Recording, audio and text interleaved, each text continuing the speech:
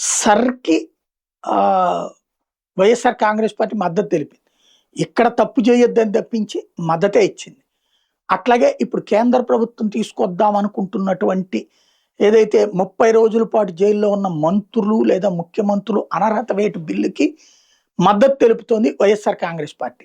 అట్లాగే ఏదైతే మళ్ళీ ఈ బిల్లులు తేవడానికి ఒకవేళ ఆ బిల్లు సక్సెస్ అయితే ఇంకొక 2 బిల్లులు భారతీయ జనతా పార్టీ తీసుకొచ్చేస్తది. అంటే అప్పుడు 2/3 మెజారిటీ కదా! ఈ దీనికి కావాల్సిన రాజ్యాంగ సవరణకి. ఇది సక్సెస్ అయిందంటే గనక ఆ వెంటనే మహిళా రిజర్వేషన్ బిల్లు, నియోజకవర్గాల పునర్విభజన బిల్లు తీసుకురావడానికి రెడీ అవుతుంది. అది తీసుకొస్తే మద్దతు ఇవ్వడానికి వైఎస్ఆర్ కాంగ్రెస్ పార్టీ సిద్ధంగానే ఉంది. క్రిందటిసారి మద్దతిచ్చింది. ఈ దఫా కూడా మద్దతిచ్చింది. మెయిన్ ఏంటంటే వైఎస్ఆర్ కాంగ్రెస్ పార్టీలోని కొంతమంది బీజేపీని ద్వేషించొచ్చు, దూషించొచ్చు కానీ బీజేపీతో గొడవలు పెట్టుకోవడానికి జగన్ సిద్ధంగా లేడు. బీజేపీతో గొడవలు పెట్టుకుని తనని, తన పార్టీని దెబ్బతీసుకోవడానికి సిద్ధంగా లేడు.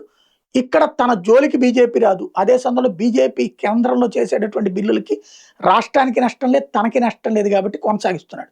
మరి ఇది పబ్లిక్ ఎలా ట్రీట్ చేస్తారో చూడాల్సి ఉంది.